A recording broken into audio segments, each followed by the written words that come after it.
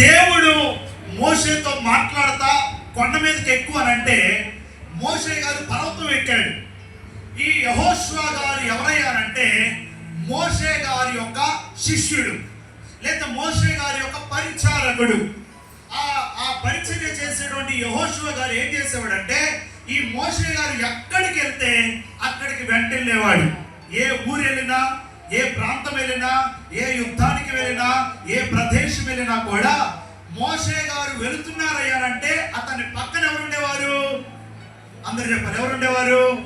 అందరు చెప్పాలి, ఎవరుండేవారు? యెహోషువ గారు ఉండేవారు. అయితే ఆ 40 రోజులు మోషే గారు ఎక్కడికి వెళ్ళాడు అంటే ఒక కొండ ఎక్కారు.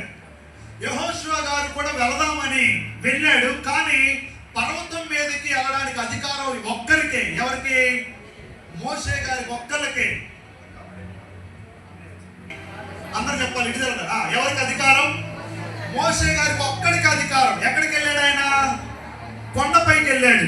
యెహోషువ గారు ఏం చేయాలి?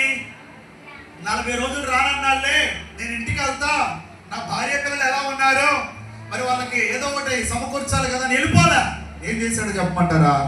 40 రోజులు ఆయన అక్కడ నుండి కిందకి దిగి వచ్చేదాకా ఆ పర్వతం కిందే ఎక్కడైతే మోషే గారు చెప్పులిప్పి వెళ్ళారో అక్కడే పర్వతం కిందే 40 రోజులు ఉన్నాడండి. దేవునికి స్తోత్రం చేద్దామా? ఇంకొంచెం గట్టి చేద్దామా? తిండి లేదు, తెప్పలు లేదు, ఆకలి లేదు, దప్పిక లేదు.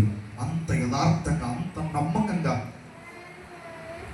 నేటి దినాల్లో కనుక మనం చూస్తే ఎవరన్నా నమ్మితే కొన్ని వెనకాల కొంటలు దూపే రకాలు. ఎవరన్నా నమ్ముదామంటే నమ్మలేని పరిస్థితులు నేటి దినాల్లో. కానీ ఆ యెహోషువ గారైతే అక్కడే పర్వతం కిందే 40 దినాలు తిండి తిప్పలు లేకుండా ఎదురు చూస్తున్నాడు. దేవునికి స్తోత్రం చేద్దామా?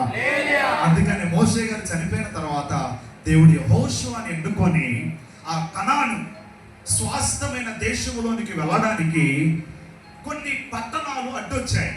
అంటే అవి దాటుకొని వెళ్ళాలి. అలా వెళ్ళేటువంటి పరిస్థితుల్లో ఇక్కడ మనకు ఒక పట్టణం కనబడుతుంది. ఏ పట్టణం అది? ఎరికో. ఏ పట్టణం అది? అందరు చెప్పాలి, ఏ పట్టణం అది? ఎరికో పట్టణం. ఎరికో అనే మాటకు అర్థం ఏంటంటే చాలా సుందరమైన ప్రదేశం, చాలా సౌందర్యమైన ప్రదేశం, చూడ ముచ్చటగా ఉండేటువంటి ప్రదేశం, అంత సౌందర్యంగా ఉండేది.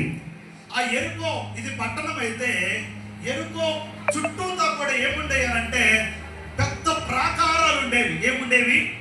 ప్రాకారాలు ఉండేవి. ప్రాకారాలు అంటే గోడల్లాగా, గోడలు, ప్రహరీ గోడ. ఇప్పుడు ఫర్ ఎగ్జాంపుల్ మీకు చెప్తాను వినండి. ఆ చైనా వాల్ అని మనం చదువుకుంటాం, సోషల్లో చదువుకునేటప్పుడు పిల్లలు. చైనా వాల్, చైనా గోడ అంటే ఆ చైనా ఆ దేశం సరౌండింగ్ అంతా కూడా వాళ్ళు ఒక వాల్, ఒక